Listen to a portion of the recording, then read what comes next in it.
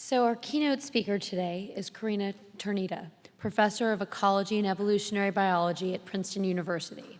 Dr. Tarnita began her career with a BH and PhD in mathematics from Harvard. Today, she applies her knowledge of mathematics to the study of evolution and evolutionary dynamics. Part of her work focuses on understanding how population structure affects the outcome of evolutionary processes, whether individuals interact at random or whether they interact in well-defined networks, how these networks change dynamically through time, and what determines these changes are all critical to the understanding of biological interactions.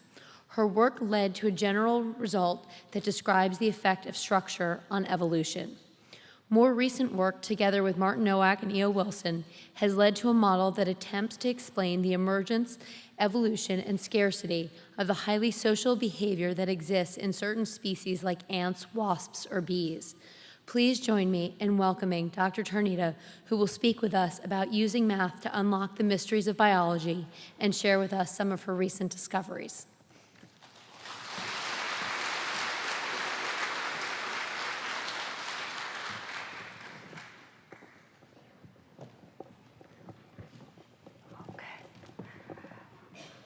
Hi, everyone. Does this one work as well? You still hear me?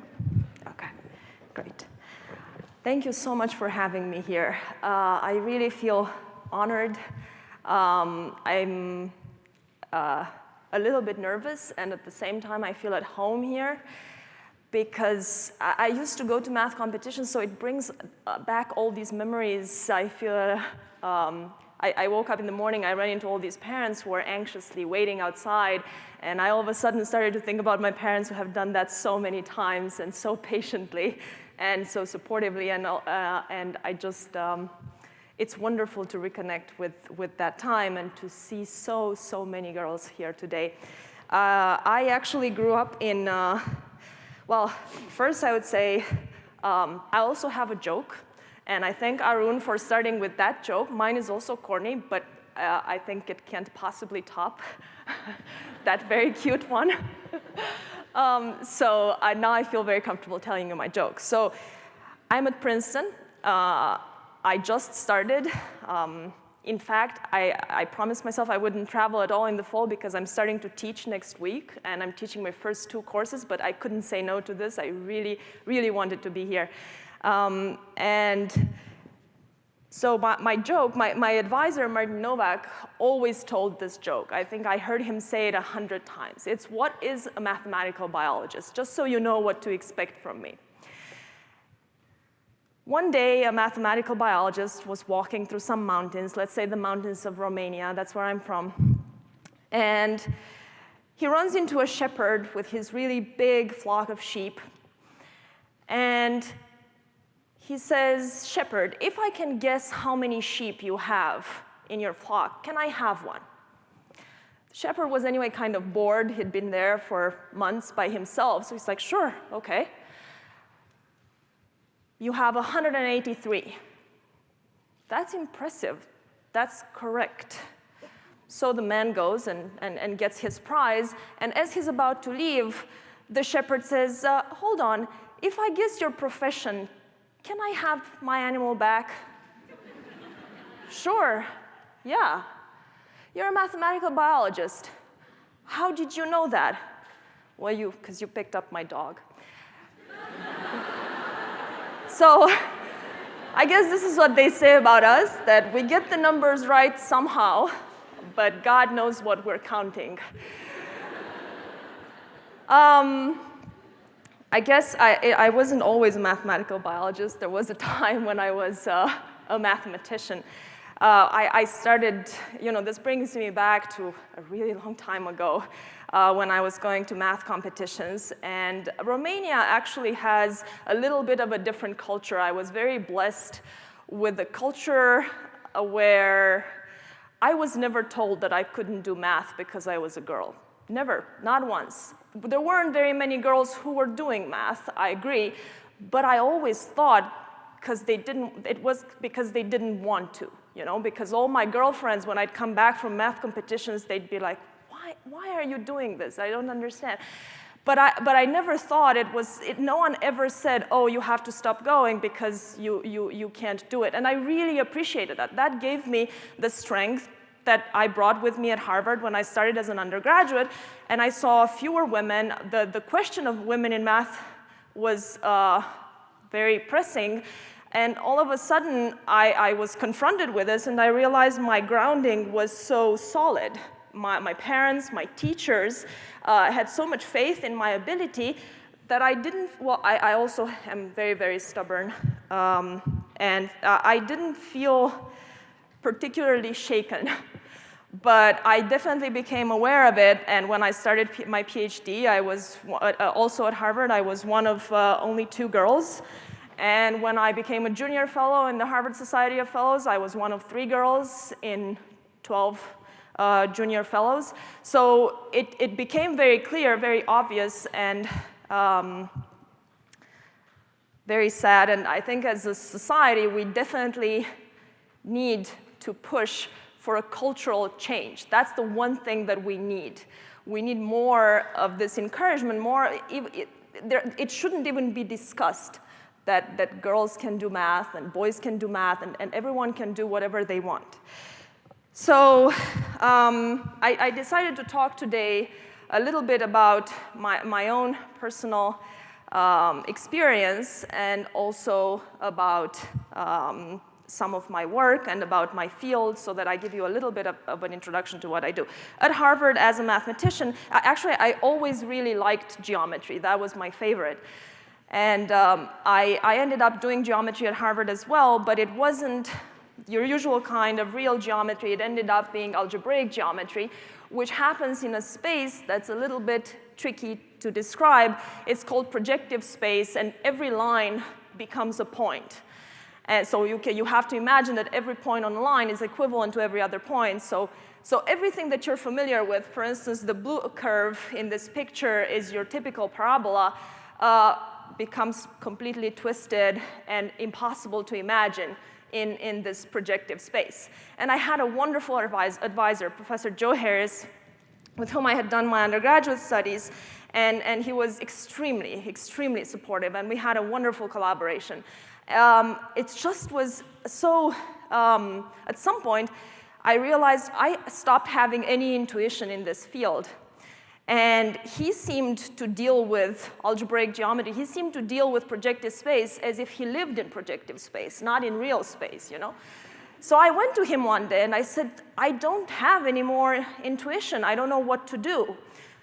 And he said, I don't see anything in projective space. I'm just like you. But I'm like a blind man. I've developed all my other skills to be able to deal with it. I've just enhanced everything else. And those other skills were mainly algebra.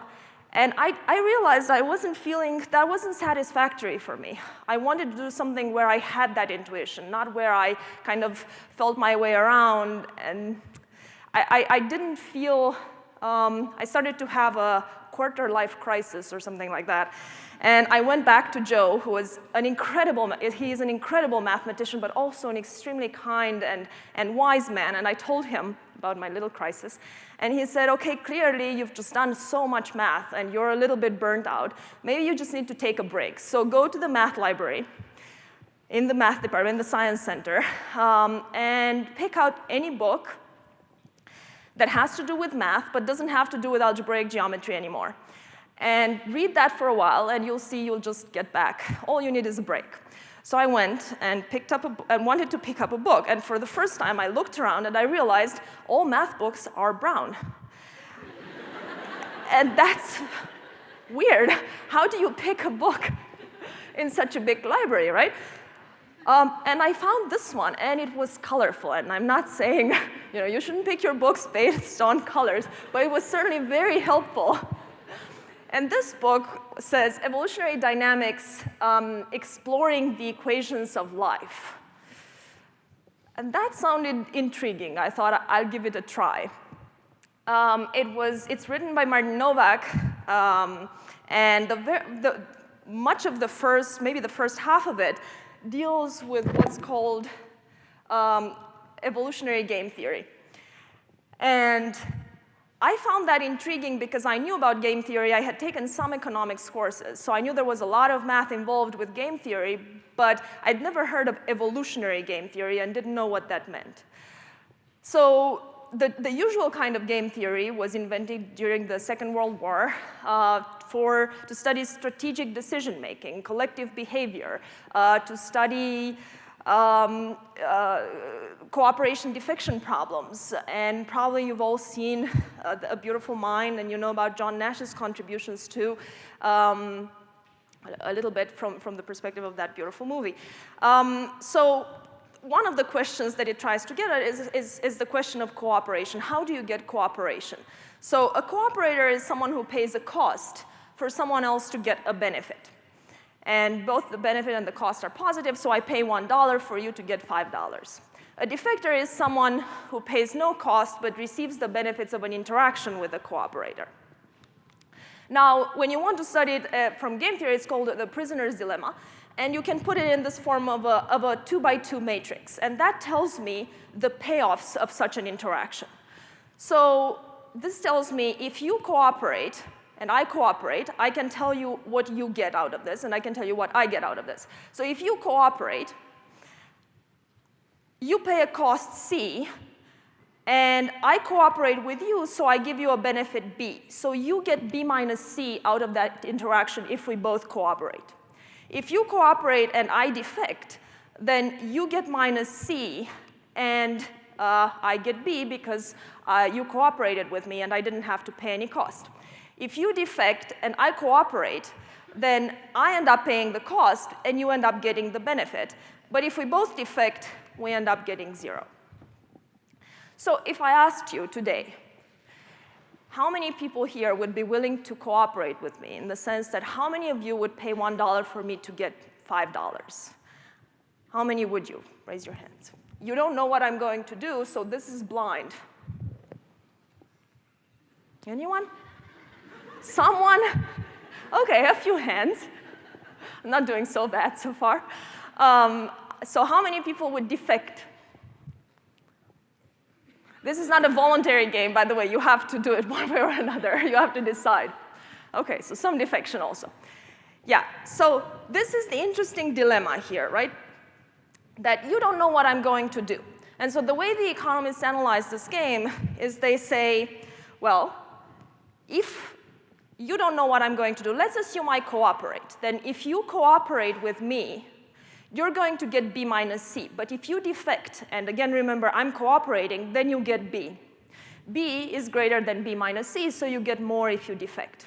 Now what happens if I defect? If you cooperate, then you get minus C. But if you defect against my defection, you get 0. And 0 is greater than minus C. So no matter what I do in this one-shot interaction, it makes sense to defect against me.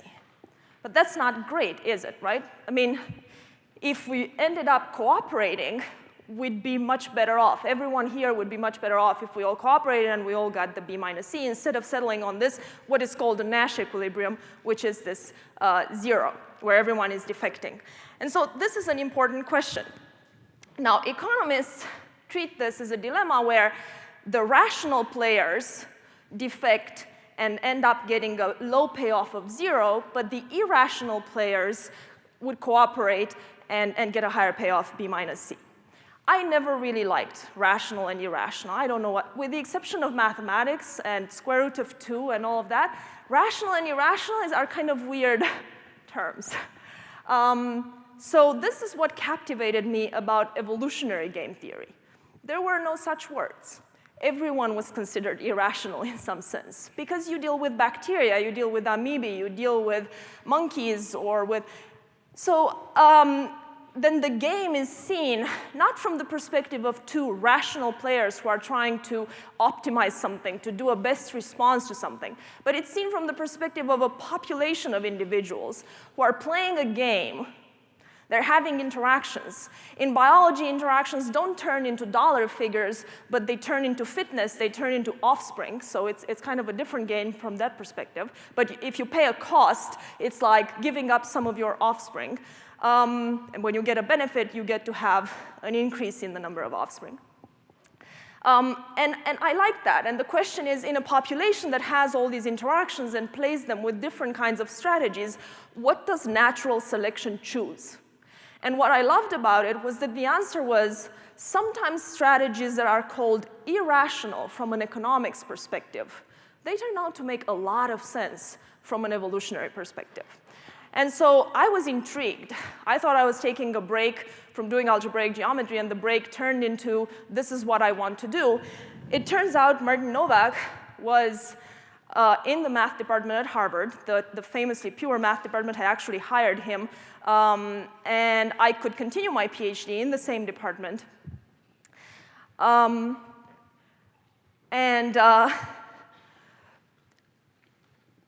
Of course, see, it's always unclear. The personal sides kick in at some point. You know, it's funny. You spend a lot of time convincing people that you can do math. And now they're convinced that you can do it. And then all of a sudden you say, but you know what? It just doesn't do it for me completely anymore. Now I have to change, and I have to do biology, because this is where my calling is. And of course, I got a lot of pushback because of that. What do you mean? You can do math, and you're going to do biology? Do you realize the downgrade? And so you never... I'm so sorry, Dr. Hopkins. So you know, this is the problem. It's like you can never get it quite right. When you either can't do it, or when you finally do it, you're not doing exactly what one wants you to do. So for me, it ends up just being, it doesn't matter what anyone thinks, what you can or can't do, or what you should or shouldn't do. You know, it's just about tuning out all of that and shutting down all that noise and thinking about where your fire is. And wherever that pulls you, that's where you have to go. It doesn't matter. Anything else is just noise. So this is where it took me. This is how I started. And why do biologists care about cooperation? It became more like, okay, now I understand, but is this really an important question? And it turns out that you can think about a lot of problems. I mean, you see it everywhere. You see monkeys cooperating. You see birds cooperating. You see cooperative hunting in wild dogs. So you see a lot of that. But if you go even at a higher level, you can think of construction in biology as needing this kind of cooperation. Rules need to be followed, even at the expense of every individual part. So when you go from cells to cells with organelles, or from single cells to multicellular organisms, or from multicellular organisms to animal societies, and then to humans, you need a certain degree of integration and of cooperation. And then when that breaks down, then the whole of these parts, of these smaller levels, doesn't really work out anymore. And one such example is cancer. All the cells in our body have to work to do what they're supposed to do. But and none of them can reproduce at the rates they would if they were just individual cells. They're not doing things for their own fitness. They're doing their individual interests are subordinated to the interests of the whole organism. But you can have a mutation every once in a while that makes a cell revert to its original program. And that cell becomes selfish in some sense. It starts to reproduce a lot. It doesn't die when it's supposed to. It doesn't obey any of the rules of that society, if you want, anymore. And that's one way in which cancer can be described. And there's a lot of mathematical biology that happens in cancer research. It became clear to me that the problem was actually very important. So then the question was, how does natural selection maintain cooperation? And here are the axioms from which we start, and how we start to model in mathematical biology. You don't think that a single individual evolves. I mean, there can be personal evolution. You know, you read a book, you get better. But at the sense of like actual Darwinian evolution, you need not an individual, not two smart economists, rational economists playing the game, but you need a population of individuals that have a lot of interactions. And within that population, they may be identical to begin with. Reproduction occurs with mistakes. And when one mistake happens, we call that a mutation. Okay, so that happens with a certain probability. And then, once you have different types in a population, selection can act. And the different types reproduce at different rates, and then selection can take its course, and you can find that the mutant will eventually take over. Starting from these principles, most of the mathematical modeling that we do start from these principles. But today I chose to talk about the problem of eusociality. And eusociality, so we talked about cooperation and social behavior and how interesting that is. But here is something that's more than just sociality. So this is E.O. Wilson, a great naturalist and professor at Harvard University. And he coined this term eusociality, which actually the EU particle comes from Greek, and it means perfect. So he called perfect sociality. And what does that mean? It's the form of social organization where some individuals do not reproduce but raise the offspring of others.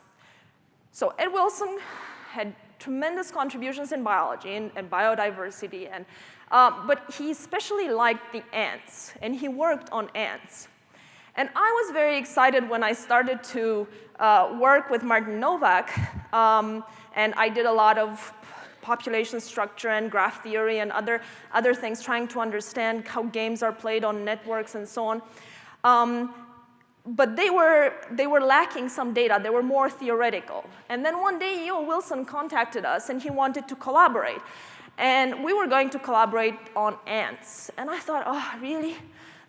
My first real data biology is going to be about ants? Can't it be about something more charismatic, like a jaguar or elephants or something like that? I mean, ants are just everywhere, and wherever you see them there, usually you don't want them there. So I just thought, oh, this is the most boring. How can this be?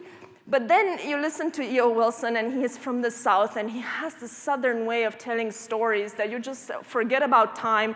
And he really loves the ants. So I learned that they are some of the most interesting creatures you can end up studying. And this is just to tell you a little bit about what changed my mind. Here's what happens in an ant colony. This is a queen. It's very big. There's one queen per colony. Very, very big. It never leaves the royal chamber, very guarded, very down below the ground. It's being tended by its daughters, but all it does is it eats and it lays eggs. And it lays a lot of eggs, because such a queen in a very evolved colony can live for 20 to 30 years. And the colony size is about 5 million workers. The workers live only about 3 to 5 months. So you can imagine how many eggs this queen has to produce throughout its lifetime.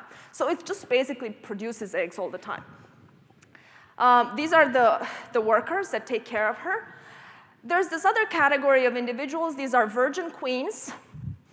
They are a little bit bigger than their sisters. They receive a different kind of food that makes them grow bigger and grow wings.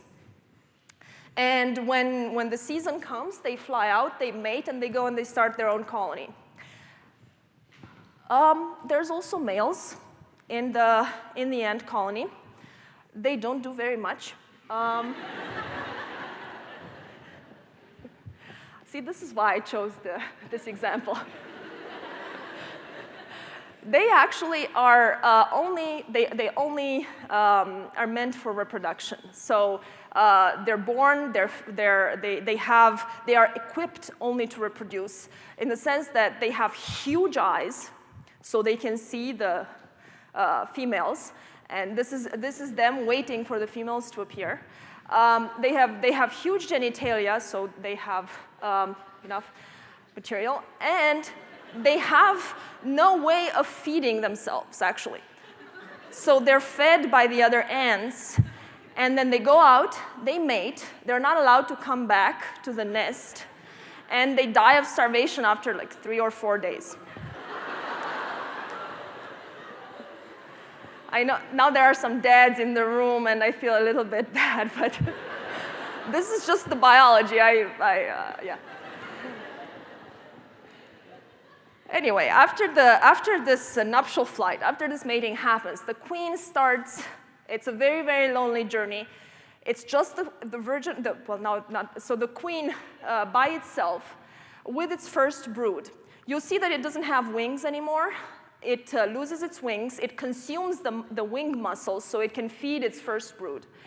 This is a very, very dangerous time. At this time, lots of dangers from everywhere, but mainly from other ants. Ants are extremely territorial. If such a queen is found, it's killed immediately, just to take care of the problem before it gets any bigger. And so this, only about 1 in 10,000 queens manages to start a colony. So it's an extremely competitive environment. Just to give you a little bit of a sense of what happens with them as a society, so I give a couple of examples of different types of ant species. These are leafcutter ants. Every day they cut leaves and they bring them back to the colony. Not because they get as many leaves in one day as a cow would eat in a day. So they're really a lot of leaves. And this is not because they like to eat leaves, but because they are agriculturist ants. And they grow fungus, which loves leaves. So they tend these fungus gardens, and the leaves are very important for that. You could say the ants have discovered agriculture way before we did. These are army ants. They're nomadic. They don't have a colony in the ground, so they move around a lot, and they encounter all sorts of obstacles. They're very, very good civil engineers. They build all sorts of structures, like these bridges, so they can cross so you can cross streams and so on. This is where they learn how to tame animals and tend to them.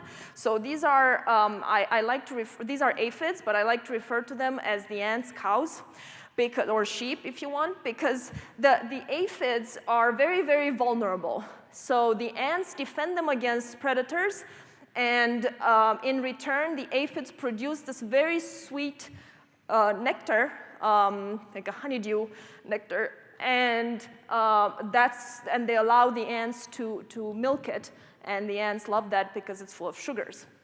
So they are also extremely brave. They will attack everything. This is a much bigger ant, but I've seen them attack elephants. The way they do it is they go inside the trunk of the elephant and they bite those most delicate parts. You can see an elephant go crazy from the bites that these ants can inflict. And they fight huge wars. Huge wars. And E.O. Wilson has written a beautiful book called Anthill, in which he describes these Homeric kind of wars. Sadly, most of them happen with us being completely oblivious to them. So now the question is, where does math come in something like this? So here's the data. So far, I heard the story. I liked it. But where do I come in? So eusociality, as I said, is characterized by having overlapping generations. You have mothers and daughters at the same time. You have a division of labor, but so far this is just social behavior. And then very importantly, you have this division of reproduction. And it originated several times. It originated in insects, but it also, like ants, termites, wasps, bees, and so on. But you also find it in things like the naked mole rats, which are mammals, not very attractive, but very interesting. And so it originated a few times. And the surprising thing is, I already said these ants are everywhere. But it's not quite clear just how many of them there are. So what Ed Wilson did was to say, well, we're going to take the Amazonian forest, take some part of it, and try to weigh all the vertebrates in that forest and weigh all the ants and the bees and the wasps. I think it was all this class called Hymenoptera. And this is what they ended up with. The biomass of ants, let's say, outweighed that of the vertebrates maybe twice or 3 times. So you see them a lot because there's lots of them. So the question then, the paradoxes that are raised are, why would individuals forego their own reproduction to help others reproduce? So how did this eusociality arise in the very first place? And then, given that it's so successful, I mean, more than vertebrates, why is it so rare that you only have it in a few species? Why haven't more species discovered it? And this is where it seemed like we could actually make a model. So we started by saying, well, how could the ancestral world have looked? And here I'm just going to give you a little bit of a flavor without going into too many details, but just of what kind of modeling we did for this particular question. So we have to imagine that population where everyone was the same, this ancestral world, right? These were solitary individuals. And there's good evidence that what we would have seen then would be something kind of like the bird behavior. So there would be a nest that's valuable and defensible. There would be a food source that's nearby, so the mom can go get food. And the mother does progressive provisioning. So fertilized females build the nest and then gathers food, feeds the young, and when the young mature, they leave. In such a world, we can propose that a simple step would have happened, some mutation that prevented, in some environments, maybe some of the daughters were born with shorter wings or something of the sort. And they couldn't leave the nest anymore. They were just forced to remain there. Now, there have been some studies where apparently if you put certain types of insects together, like solitary wasps, they start to they start to have some sort of division of labor, very primitive division of labor. You put two wasps in a room. The first one digs a hole and puts the eggs in there. The second one sees that there are already eggs in such close proximity, so it starts to feed them. The other one sees that the eggs are fed, so it starts to clean them. The other one does defense. So there's a little bit of an assumption here, and people have done some studies about this. But in any case, assuming that some daughters stay at the nest and perform some tasks there, we have a very primitive eusocial strategy.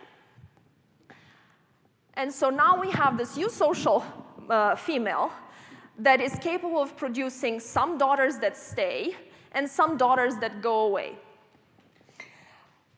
The daughters that go away, you'll see that they're not red. So this is our mutation. They're all blue now. They're not red. Just because they're lonely here for a little while, that doesn't mean that they're solitary. They haven't reverted back to being solitary. They're still eusocial. They're just growing their first colonies. So it's just a colony of size 1, and then they're going to grow bigger. So Q is the probability that a daughter stays at the nest, or in other words, the fraction of daughters that stays at the nest. And now you have this world that's inhabited by two ways of reproducing. One is a solitary mother that raises some offspring and then moves around and raises and lays eggs and raises some more and so on. And one is a much more sedentary mother that builds a nest and has offspring that stay with her, and then it reproduces by sending out queens that go to that start other colonies. Now, this is where selection can act. We had a population, we had our mutation, and now we have selection that can act on these different types. They eat the same food, they inhabit the same territory, so the one that's better at doing it, the one that gets stronger, will ultimately win.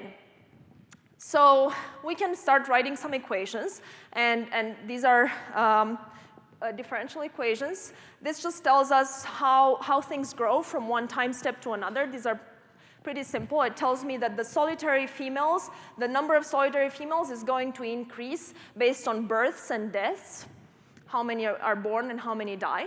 And when I try to look at the eusocial one, I have to be very careful because you're going to get colonies of a lot of different sizes. So this is very important here to keep track of when I have a colony of size 2, what will it turn into? With probability Q, it will turn into a colony of size 3, so I have to add 1 to my colonies of size 3. Or it stays as a colony of size 2, and then it gives rise to a new colony of size 1.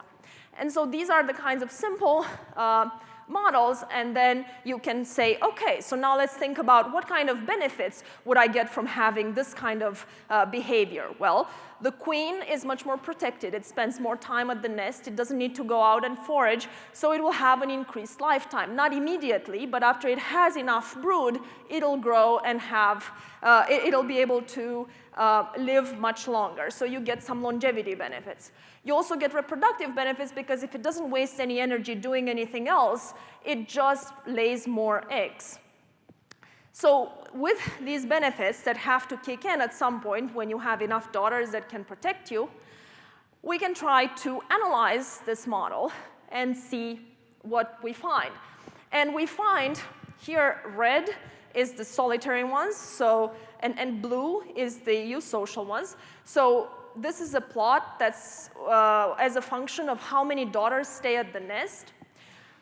Here, when Q is between 0 and 0.4, for instance, you have only solitary individuals. There is no way for eusociality to take over. Then eusociality takes over for this entire region.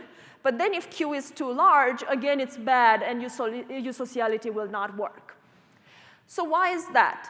Well, we said that eusociality gives you some benefits, and it has to give you a lot of benefits, it turns out, and they have to kick in pretty early. So if too few of your daughters stay at the nest, you're never going to get those quickly enough. So you're always going to be outcompeted by the solitary ones. But what happens here? This is the more confusing one. And this is where if too many of the daughters stay at the nest, who's going to take your genes into the next generation? If it's the equivalent of having, taking care of your body and making it extremely fit, but never reproducing. I mean, all your genes might be amazing, but then they never get put into the next generation. So that's how eusociality dies out right here. And that was something that clarified a problem that people had been confused by for quite some time. These workarounds had been thought of as the epitome of cooperation. They are the best, the most altruistic, because see, they stay at home and they help, and they don't go to pursue their selfish interests. But this shows that in order for this amazing social behavior to exist, you need both types. You need the daughters that stay and help, and you need the daughters that go and take the mutation into the future generations. And so it's good to think about the world in cooperation defection, but it's good to think about them in context and always try to understand the context in which we use these terms. They're not as straightforward as economists use them. Biology has more flavors, and ecology brings a lot of those flavors into this discussion. So, sorry, I'm almost done. The funny thing about my dog and sheep story is that I have picked up quite some few dogs myself, and there's nothing, well, maybe it was a little bit embarrassing at the time, but I find that it's very important to ask your questions, and it's very important to learn, and I love to learn and ask as many questions as possible, pick up as many dogs, but as long as you try to get and learn the biology or learn the whatever field where you want to apply the mathematics. And when we were working with E.O. Wilson on this, I presented the model to him, and he seemed puzzled, and I was nervous about his puzzlement. And he said, I think it looks great, but I find this unsettling. When you solve these equations and you write there x and y, do you think about them as x and y, or do you think about them as ants? And I have to say I was a little bit taken by surprise with that, and I had to, well, I think I said I thought about them as ants, but that was not true. But when you make a mathematical model, those are the main stages, It's like you take the biology problem and you try to read as much as you can, and you learn as much as you can about it. And you figure out just the necessary detail to make that simplest kind of model that can capture the complexity that you're interested in. Then you put it into equations. Once you have the equations, you can turn that off a little bit, the biology. I don't need to carry ants in my head when I do my additions and multiplications, but you solve them, and when you solve them as a mathematician, then you go back to being a biologist or a mathematical biologist, and you interpret your answer through the biology and the question that you're asking. I think those are the main stages that we look at. Now, mathematical biology is not something recent. It's something that's been happening for a long time, and it's not surprising that maybe one of the fields where where it first started is medicine or epidemiology, because when you have those kinds of pressing questions, that's when you want to have the statistics or the mathematics to be able to evaluate what the right course of action is. I mean, the ants would continue to do their thing even if I hadn't figured out or tried to figure out what they were doing. But if you want to treat cancer and want to try combination therapy, or you want to figure out vaccines or such things, it's important to understand how that would work and what the impact is. It's very, very pressing. So one of the first examples was with the smallpox vaccination. Smallpox was a big deal in the 18th century. It was something that killed a lot of people. 75% of the people were infected. Maybe 30% were, or the mortality rate was about 30%. And practitioners in Asia came up with the technique of vaccination. But it was extremely controversial because there were some deaths from vaccination as well. So when it came to Europe, Bernoulli wrote the statement and wrote the first paper on epidemiology, which is surprisingly similar to what we use today, actually.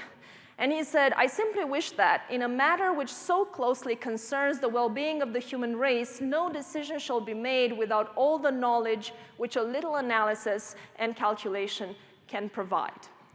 So this was, and I feel that wherever I go, whatever I want to learn, whatever field of biology I want to apply math in, I have been welcomed with exactly this kind of attitude. So I have felt very much at home whenever I've tried to work in everything from slime molds to viruses and so on. And to end, I want to end with Darwin's. It seems fitting to end with Darwin. I think every biology talk that I see these days has a picture of Darwin, so I thought I must have one somewhere. He actually, clearly a very smart man with a lot of insight into very important processes, had a huge regret of not knowing mathematics. And in his correspondence to his son, he said this. He regrets not knowing mathematics because people with an understanding of the great leading principles of mathematics seem to have an extra sense. And this I very much agree with, and whatever you do, wherever you go, have faith in that extra sense, cultivate it, nourish it, work hard for it, and have faith in that instinct, and take that extra sense with you wherever you go and whatever you do, and everything will be fine. Thank you very much, and good luck.